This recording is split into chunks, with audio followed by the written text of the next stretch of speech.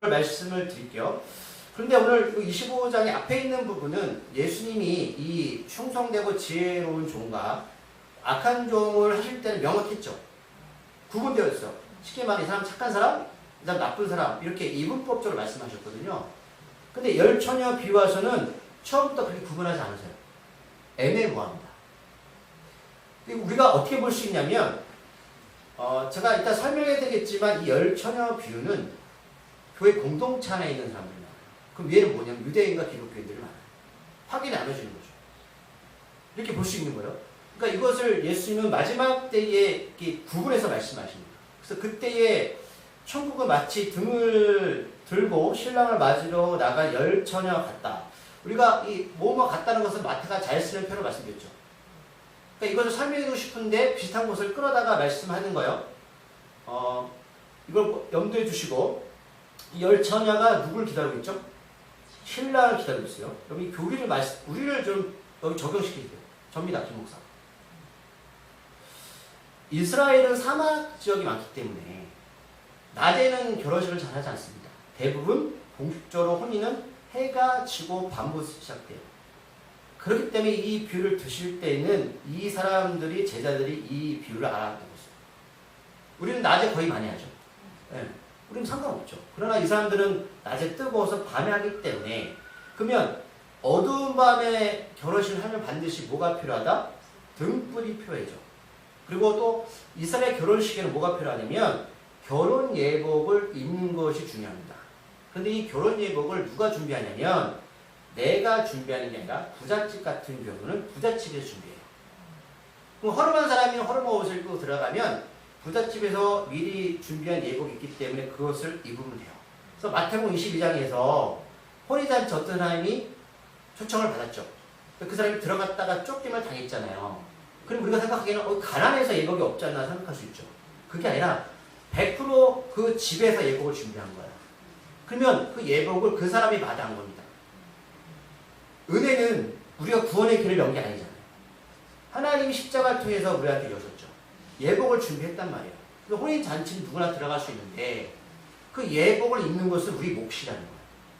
그러니까 그 사람의 예복을 거부해서 쫓겨난 것 뿐이지 가난해서 예복이 없어서 옷을 안 입은 것이 아니에요. 이 말씀 드리니까 예수님이 어떤 비유로 말씀하는지 더 이해가 빠르시죠? 누구나 다 예수님이란 예복을 입을 수 있는 자격이 있어요. 그러나 이 예복을 거부하고 입지 않으면 혼인잔치에서 쫓겨나요. 자, 두 가지 말씀드렸어요. 이들은 밤에 혼인잔치 하기 때문에 등불을 반드시 준비해야 돼요. 그리고 예복은 내가 준비하는 게 아니에요. 부잣집은 그 집에서 준비해요. 그래서 나는 가서 입으면 돼요. 그래서 예수님이 이 예복을 회개에 비유하신 거예요. 회개해라 이 뜻이었거든요. 근데 사람들이 결혼 예복을 만약에 결혼식에 참여했는데 입지 않는 것은 주인에 대한 모독이에요. 자, 그리고 신부는 이 베일을 얼굴을 가리고 있어요. 그래서 신부가 이 쓰는 베일의 뜻이 뭐냐면 겸손과 존경과 순결이에요. 우리가 신부죠. 그러니까 우리는 예수님한테 가기 전에는 이걸 세 가지 지켜야 되는 거예요. 뭐예요? 겸손, 존결, 순결을 지키는 거예요. 그럼 어떨 때 베일을 벗냐면 두 사람이 정식적으로 결혼 사역을 하고 남편과 아내가 되었을 선포하는 후에 그때 비로소 벗을 수 있어요. 무슨 뜻이냐? 내가 구원받았다는 확실한 증거가 하나님 관계가 성립이 되었을 때에 그때 내가 정식적인 신부가 되는 거예요. 그럼 그 안에 우리는 이 세 가지를 신부처럼 지켜야 될 막중한 책임이 있는 거죠. 이건 책임이에요. 임무. 그건 해도 되고 안 해도 되는 문제가 아니라 반드시 해야 돼요. 신부라면. 자, 결혼잔치는 대략 제가 이거 말씀드린 적인데 일주일 동안 열립니다.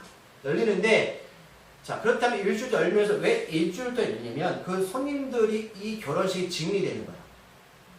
우리들의 증인이 누가 될까요? 성령께서 되십니다. 보혜의 성령이 우리의 증인이 되는 거예요. 자, 증인이 있어야 결혼의 유효성을 증명할 수가 있는 거예요. 그래서 예수님이 증인 된다는 것은 내가 혼인잔치의 모든 상황들을 보고 들은 것을 말해요. 내가 복음을 전한다는 것은 내가 그 혼인잔치에 참여한 사람이에요. 이걸 증명하는 거예요. 자, 이들은 혼인을 3단계에 걸쳐서 합니다. 오늘은 이 3단계 중에 마지막 단계예요.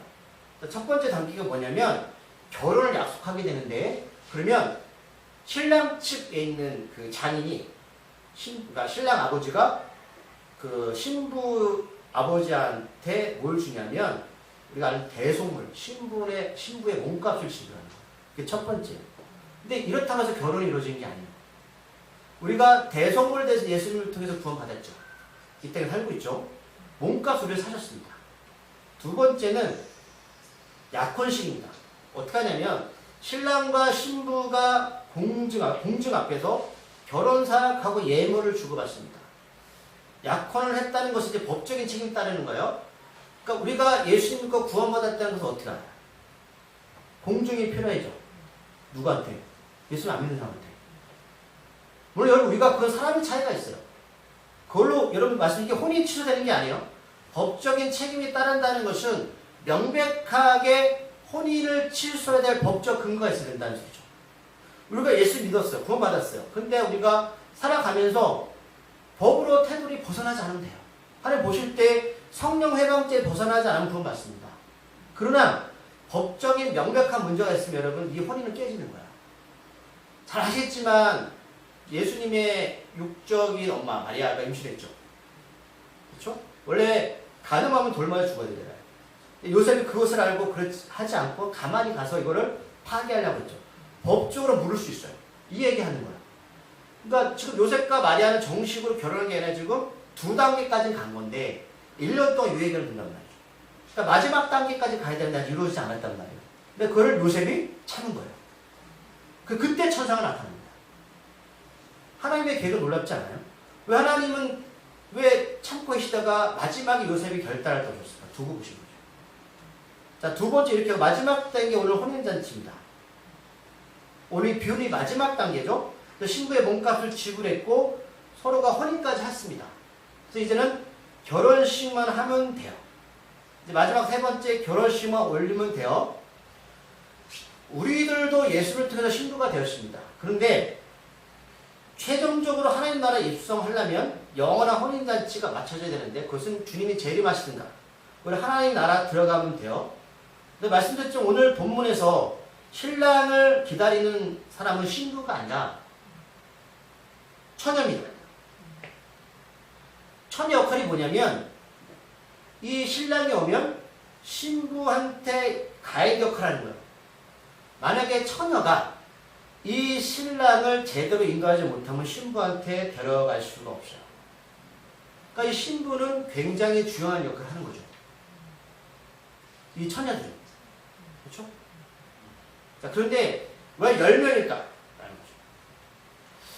10명이라는 숫자는 굉장히 유대인들한테 의미 있는 숫자인데 완전한 숫자입니다. 10. 그래서 유대 회당에서 회의를 할 때는 최소 10명이 있어야 되고요. 그리고 종교 집회할 때도 10명이 있어야 됩니다. 그리고 장례나 결혼 행렬에 들러려서 반드시 10명의 인원이 필요해요. 그러니까 10명은 10명이 쳐지지 않으면 어떤 행사를 할 수가 없어요. 그러면 10처녀의 비율은 누굴까? 지금 신부 한 명에게 예수님이 말씀하는 게 아니라 완전한 사람들 10명이죠.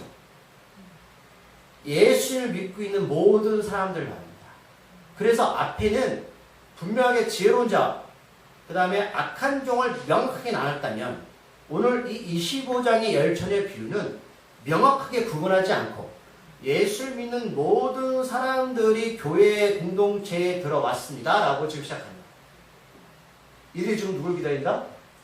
신랑을 기다리고 있어요. 마지막 결혼식 장면입니다. 서도 이렇게 말씀을 드렸으니 이제는 어떤 분위기인지 아실 거예요. 저도 예수님 기다립니다. 기다리고 계시나요? 계시죠? 말씀드린 1절에서 천국은 마치 이렇게 시작하고 근데 2절에서 읽어볼게요. 2절 말씀. 그 중에 5은 미련하고 5은 슬기 있는 자다. 이제 구분하시는데 자, 미련하다는 뜻이 뭐냐? 우둔하고 얼빠진 것을 말해요. 자, 우리가 만약에 여러분 신부 입장이라면 10명의 친구를 모집했어요. 그러면 다 지혜로울까요? 그렇지 않아요. 하나님이 우리를 구원하실 때 그러면 지혜롭지 못하는 사람을 구원하지 않아요. 그렇죠. 여러분 지식과 다른 거예요. 우둔하고 얼빠지다는 여러분 똑똑하다 이런 의미가 아니고 세상적으로 이 사람들은 교회 안에 들어왔지만 그 역할을 제대로 인식하지 못하고 있는 사람들이 많아요. 그래서 신부 어쨌든 10명의 사람을 채워야 되니 이 사람 저 사람 다 모았겠죠. 그래서 10명을 채운 것 뿐이에요. 근데 미련한 친구들의 특징이 있어요. 그래서 3절 말씀을 읽어볼게요. 미련한 자들은 등을 가지되 기름을 가지지 않냐고. 아멘. 우리가 볼 때는 이 처녀들이 처음부터 기름을 준비하지 않았다고 생각하시면 안 돼요. 이 말씀을 읽고 그렇지가 않아요. 읽다 보시면 여러분 밤에 이렇게 신랑을 맞아러 나갔는데 등불을 가지고 있지 않은 처녀가 있어요? 한 사람 정도 계셨잖아요. 그건 아니에요. 준비를 했어요. 자, 그런데 오늘 마태는 교묘하게 이 절에서 미련한 사람을 먼저 꺼낸다는 거예요. 자, 우리들도 이 미련한 처녀들이 처음부터 아예 기름을 가지지 않았다고 생각하면 절대 안 되십니다.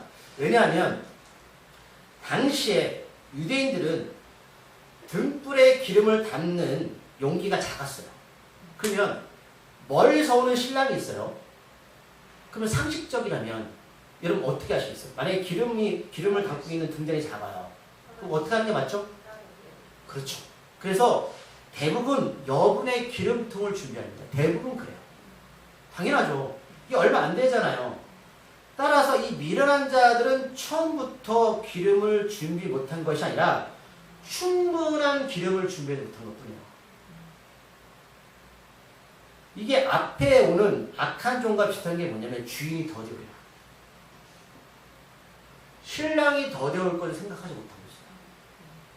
자기 생각이죠.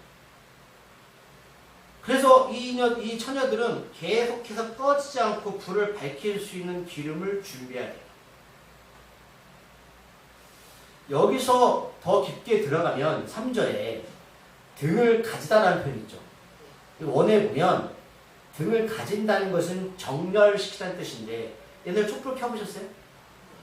촛불이 처음에 하얗다가 이게 초심이 불을 켜면은 초심이 어떻게 되죠? 까맣게 되잖아요. 녹아 들어가죠. 그러면 만약에 기름이 떨어졌어요. 그러면 그 까맣게 탄 불을 어떻게 해야 되나요? 잘라야죠. 자르고 심지를 다시 정렬시켜서 이렇게 불을 키우는 것을 말하는 거죠. 그럼 이 사람들은 기름이 떨어졌으니 심지가 까마니까 다시 심지를 잘라서 정렬시켜서 이렇게 불을 키우는 것을 이렇게 표현한 거예요. 등을 가진다는 뜻이. 그러니까 충분한 기름이 있었다 없었다? 그래서 있으면 이렇게 할 수 있죠. 자, 처녀의 사절을 보면 처녀들의 이 일련의 준비 작업이 슬기로운 처녀에는 적용이 될 수 있죠. 기름이 남아있으니까. 충분히 있으니까. 잘라서 하면 돼요. 자, 4절 말씀 다시 읽어볼게요. 슬기 있는 자들은 그릇에 기름을 담아 등과 함께 가져갔더니. 아멘. 이 일련의 작업을 할 수 있단 말이죠. 그러나 미련한 자들은 할 수 있어요? 없어요? 없어요. 근데 5절 말씀이 재밌어요. 말씀 읽어볼게요. 신랑이 더디움으로 다 졸며 잘세. 맷돌 갈았던 사람, 밥 갈았던 사람. 예수님 잘 믿는다고 다시 안 가나요? 먹고 살아야지. 맷돌 안 해요? 똑같아요. 자, 오늘 슬기로운 사람이나 미련한 처녀들이나 신랑이 늦게 오니까 다 졸며 잘세. 이거 어디에 보면 깨다 자다 그런 뜻이. 왜 깨다 잘까요? 아, 갑자기 또 올 것 같아. 이런 느낌이에요. 그러니까 여러분 예수님을 잘 믿는다고 안 자는 게 아니에요. 변호사 사건 기억나세요? 베드로, 야고보, 요한 데리고 예수님 데려가셨죠. 그때 양쪽에 모세 엘리야가 나타났을 때 너무 좋아가지고 거기서 뭐 집을 짓자 했을 때 3번이나 잤잖아요. 그때 깨우잖아요. 그때 예수님 말씀하셨어요. 너희는 육신이 약해서 어쩔 수 없다. 예수님 인정하시는 거예요. 여러분 인정하세요. 김 목사가 연약한 거를 하나님 인정하신다고요. 그게 잘못된 게 아니에요. 다 자요. 만약에 이게 안 됐다면 사람이 차이가 있겠죠. 하나님 공의로운 하나님이라고. 너는 그럴 수밖에 없는 존재야. 그 핵심이 뭐다? 등을 여분을 준비한 이 차이란 뿐이에요. 밤중에 소리가 납니다. 보라, 신랑이로다. 맞으러 나오라. 하나님의 나팔 소리가 들립니다. 나오라! 아직 오지 않았어요. 소리만 들린 거예요. 맞으러 나오라. 그랬더니 처녀들이 다 일어나서 등을 준비합니다. 똑같이 하는 거죠. 똑같이 졸다가 똑같이 듣고 깼어요. 자, 8절 말씀. 미련한 자들의 슬기 있는 자들에게 이르되 우리 등불이 꺼져가니 너희 기름을 좀 더 나눠 달라 하거늘 9절까지 슬기 있는 자들이 대답하여 이르되 우리와 너희가 쓰기에 다 부족할까니 차라리 하는 자들에게 가서 너희 쓸 것을 사라 하니 아멘. 구원을 나눌 수 있습니까? 왜 기름을 나눌 수 없다고 말해요? 우리도 부족하다. 오순절날 성령이 임했을 때 이런 말씀을 각각입니다. 구원은 하나님과 나의 1대1 관계이죠, 여러분. 내가 내 자녀도 구원 못 시켜요. 그건 나눠줄 수 있는 게 아니라고요. 근데 슬기 있는 처녀가 대답합니다. 야, 우리도 부족하니까 파는 자들한테 가서 너희 쓸 것을 사라. 사도행전에 보면 시몬이라는 말사가 있었어요. 그가 사도들의 기적을 보고 너무 좋아서 물세례만 받았어요. 그리고 뭘 했냐면 돈 주고 성령을 사겠대요. 베드로가 열받아서 어떻게 하나님을 돈을 주고 살 수 있냐. 저주합니다. 그리고 마지막에 말씀이 회개하고 돌아가라. 그리고 성령을 돈으로 살 수 있는 게 아니에요. 구원은 돈으로 살 수 있는 게 아니에요. 나눌 수 있는 게 아니에요. 그랬더니 그들이 살아간 사이에 때마침 신랑이 오죠. 그 신랑이 뭐 하냐면 준비하였던 자들 10절에 그 천혜제 준비한 게 뭐 있죠? 기름이었죠. 기름. 여분의 기름. 준비하였던 자들이라고 명확하게 말씀하셨어요. 준비하고 계세요? 준비하였던 자들은 함께 혼인잔치에 들어가고 문은 닫혀 버렸습니다. 이제 11절부터 12절까지 우리들한테 이제 질문을 던져야죠. 그러면 왜 5명의 처녀, 슬기 있는 사람들은 어떻게 여분의 기름을 준비했을까? 이유가 뭐였을까? 그 차이가 있겠죠. 자, 11절 말씀을 읽어볼게요. 그 후에 남은 처녀들이 와서 이르되 주여 주여 우리에게 열어주소서. 그럼 예수님 주여 주여라고 부르는 사람은 어떤 사람일 것 같으세요? 예수님? 믿는 사람이죠. 신앙 고백이요. 이거 마태복음 7장 21절 22절 말씀이 등장하죠. 한번 찾아볼까요?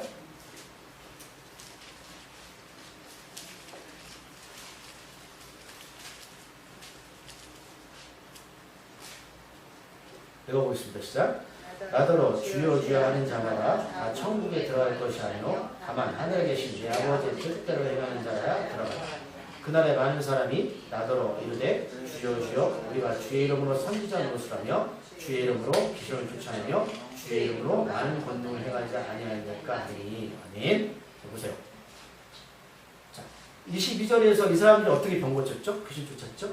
어떻게 권능으로 쫓았죠? 예수님으로 고쳤어요. 자, 아까 성경 공부 말씀드렸지만 박혁 전도사라는 사람이 있어요. 유튜브 찾아보시면 멋있게 하고 나와서 방송도 굉장히 카메라 앵글을 잘 조절해서 막 귀신이 나가요. 그거 미호병입니다. 구분을 못해 사람들. 그럼 이 사람들이 뭐가 다르냐면 20절 이러므로 그들이 열매 그들 아니다. 열매가 없어요. 악한 열매, 처음부터 악한 열매다. 이러면 사단도 병 고치죠. 사단도 권능 부립니다. 재물 달라면 줘요. 그러면 이 5명의 슬기로운 처녀는 어떤 신앙 고백을 했을까라는 거죠. 우리 안에 주님이 오실 때 예수님이라고 외쳐도 이미 늦어요. 어차피 예수님 모르는 사람들 여러분 이거 받아들이죠. 할 말 없어요. 따라서 미련한 자들이 닫혀진 문 앞에서 아무리 화려하고 애잔한 신앙 고백적인 강구해도 더 이상 기회는 없습니다. 네, 12절 말씀에서 이제 정리하는 부분이 나와요. 12절 말씀 읽을게요. 시작. 대답하여 진실로 진실로 너의 이름이 내가 너희를 알지 못하노라 하였느라. 아멘. 지금 신랑은 주여라고 외치는 5명의 미련한 처녀들을 알지 못하는구나. 그렇다면 바로 앞에 있는 문장 주여 주여 하는 자마다 여러 달랬지만 이걸 대비시켜서 너희들이 아무리 나의 이름을 불러도 소용없어. 그럼 알지 못한다는 뜻을 잘 살펴봐야 돼요. 알다, 나의 원어는 단순하게 어떤 지적으로 지식으로 예수님을 안다. 이게 아니라 성령의 교감을 통해서 교제와 경험을 말하는 거예요. 제가 어떤 여기 계신 분들 한 분을 그냥 이름으로 아는 게 아니라 저분이 어떤 습성을 갖고 있고 어떤 성격의 소유자고 그분의 깊은 관계 속에서 그분이 나를 얼마나 사랑하고 난 그걸 얼마나 사랑하고 뭘 원하는지를 아는 것을 말하는 거예요. 우리가 예수님을 신랑을 안다는 것은 그 신랑의 어떤 식습관, 행동, 그리고 자란 환경 이런 것들을 알고 쉽게 말하면 우리가 예수님을 안다면 예수님을 통해 내가 구원을 받았다면 그 관계를 통하여서 내가 이 땅에 살아가면서 어떠한 방향과 목적성과 또 내가 하나님의 가치관과 정체성을 가지고 살아가야 될까 이게 안다는 거예요. 그래서 알지 못한다는 말은 상대방이 어떤 인물인가를 이름을 모른다는 뜻이 아니라 상대방에게 특별한 관계가 형성이 없거나 호의를 베풀 만한 이유가 전혀 없다는 거예요. 예수 우리 볼 때 내가 너한테 호의를 베풀 이유가 없어. 이걸 말씀하는 거예요. 그러면 우리가 지난주 이번 주 계속 껴있다는 표현은 내가 예수를 믿고 예수님을 안다면 예수님이 우리를 볼 때 마지막 세 번째 결혼식 단계에서 마땅히 하나님 우리를 볼 때 쟤는 구원받을 존재야. 쟤는 내가 호의를 베풀 존재야. 쟤는 내가 아들을 통해서 십자가에 죽였던 이유를 알만한 존재라는 것을 충분히 공감하고 교제 가운데 살아가는 사람의 뜻이에요. 그래서 오늘 25장 전에는 딱 나눠졌지만 25장에는 처음에 그렇게 출발했지만 결국 이렇게 충분한 기름을 준비 안 했던 이 미련한 처녀, 우둔한 처녀들은 신랑과의 충분한 교감과 교제가 없었어요. 인격적인 교제가 이루어지지 않았습니다. 그 우리들은 어떤가? 이 질문에 스스로 우리는 답을 해야 해요. 마지막 13절 말씀 읽어보겠습니다. 그런즉 깨어있으라 너희는 그 날과 그때를 알지 못한다. 여전히 더디온다고 생각하시면서 동료들을 때리고 술 친구들과 더불어 먹고 마시고 또는 내가 우둔하게 그렇게 충분한 기름, 성령 충만한 관계를 형성하지 않는다면 우리는 주님의 나라에 죄송하지만 저도 그렇지만 혼인잔치에 들어갈 수가 없어요.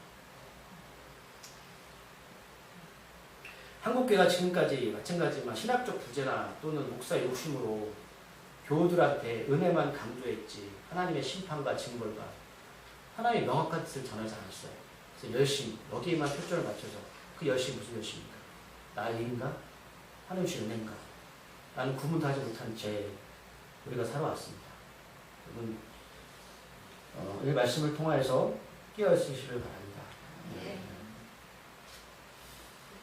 이번에 제가 정리하면서 아까 제가 성경도 말씀드렸지만 블랙박스 찍힌 게 보이는데 지하철에 물이 이렇게 갑자기 흘러 들어왔잖아요. 그때 버스가 못 났다고 했잖아요. 근데 옆에 버스가 있었고 같이 옆에서 승용차가 이렇게 가고 있었거든요.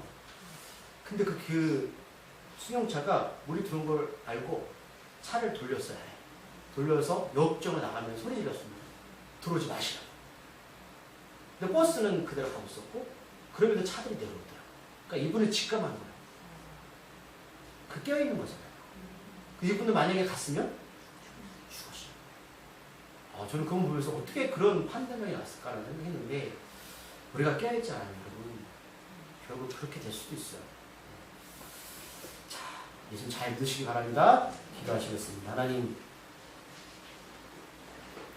하나님은 공의고 정의 하나님입니다. 그 뜻은 하나님은 변하지 않으시고 자신이 정한 구원의 계획과 뜻대로 주시고 사랑이시지만 공의와 정의 가운데 심판하십니다. 오늘 이 마지막 부분은 예수님이 공생의 마지막 때 말씀하셨던 장면이기도 합니다. 우리가 어떤 처녀입니까? 지혜로운 처녀입니까? 아니면 우둔한 처녀입니까? 우리가 이 부분을 분명히 깨닫고 사는 자가 되게 하여 주시옵소서. 우리 예수 믿는 것은 그저 잠시 어떤 평강과 평안 얻기 위해 사는 것이 아닙니다. 우리의 생명을 지키는 자 되게 하여 주시옵소서. 예수님의 이름으로 기도드립니다.